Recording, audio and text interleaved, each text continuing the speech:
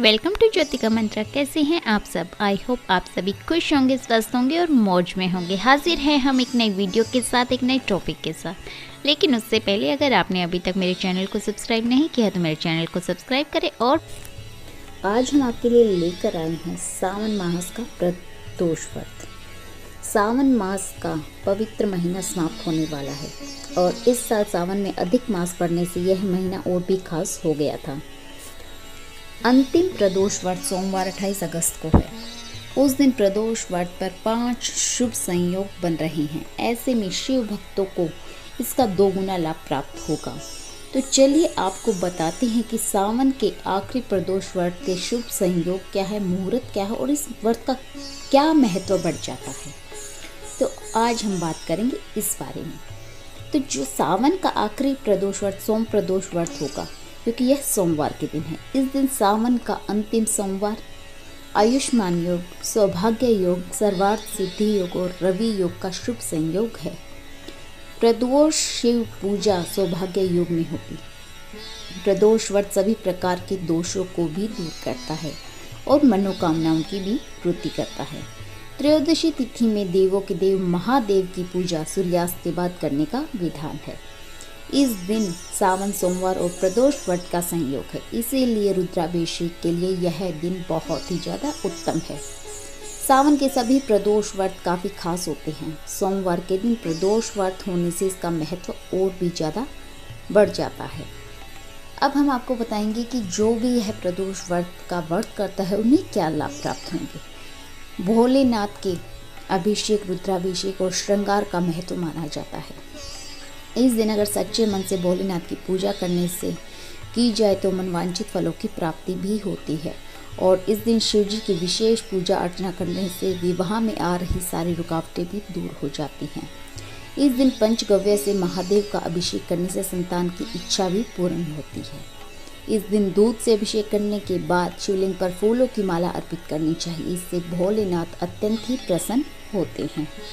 तो इस दिन कौन कौन से जो शुभ योग बन रहे हैं, आयुष्मान योग, सौभाग्य योग, सर्वार्थ सिद्धि योग और रवि योग, वो किस किस टाइम बन रहे हैं वो हम आपको बताएंगे, जिससे आप अगर आपको रुद्राभिषेक करवाना हो तो आप उसका फ़ायदा उठा सकें। आयुष्मान योग प्रातःकाल से लेकर सुबह 9:56 तक रहेगा।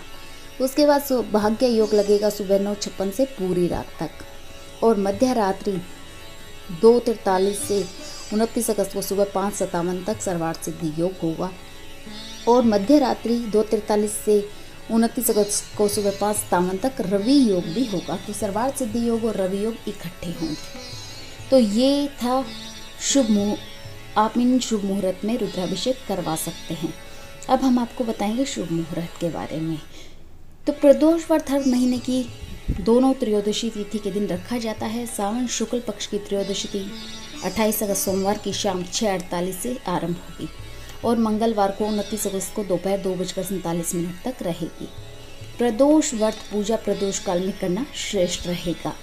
प्रदोष व्रत की पूजा का शुभ मुहूर्त रहेगा 28 अगस्त की शाम को 6:48 से लेकर रात के 9 बजे तक, 9:02 तक। इस समय पूजा करने से व्रत का पूरा फल मिलेगा। अब हम आपको बताएंगे कि सोम प्रदोष व्रत की पूजा विधि क्या है। प्रदोष के दिन हमें सुबह जल्दी उठकर स्नान कर लेना चाहिए, फिर शिवलिंग पर जलाभिषेक करके व्रत करने का संकल्प करना चाहिए। और शाम को सूर्यास्त के बाद प्रदोष काल में विधि विधान से शिव परिवार की पूजा करनी चाहिए। दूध, दही, गंगाजल, शहद और घर से अभिषेक करना चाहिए। शिवलिंग पर बेलपत्र, भांग, धतूरा, अक्षत और आगटे का भी फूल अर्पित करना चाहिए। इसके बाद मन ही मन अपनी मनोकामना बोलनी चाहिए और भगवान शिव से उसे पूरा होने की प्रार्थना भी करनी चाहिए। इस दिन हमें अपनी श्रद्धा के अनुसार शिव तांडव स्तोत्र या फिर शिव अष्ट स्तोत्र का पाठ भी करना चाहिए। अगर आप प्रदोष का व्रत करते हैं तो अगले दिन व्रत का पारण करने के बाद किसी जरूरतमंद को दान जरूर करना चाहिए और बाद में ही अनुग्रह करना चाहिए। तो ये थी कुछ जानकारी आखिरी सावन के आखिरी प्रदोष व्रत के बारे में। अगर आपको वीडियो पसंद आई हो तो लाइक और शेयर कर दीजिए। और अगर आपने अभी तक चैनल को सब्सक्राइब नहीं किया है तो चैनल को सब्सक्राइब करना ना भूलें। मिलेंगे बहुत जल्द एक नई वीडियो के साथ, एक नए टॉपिक के साथ। नमस्ते, आप सभी खुश रहें, स्वस्थ रहें, मेरी ब्लेसिंग आपके साथ है।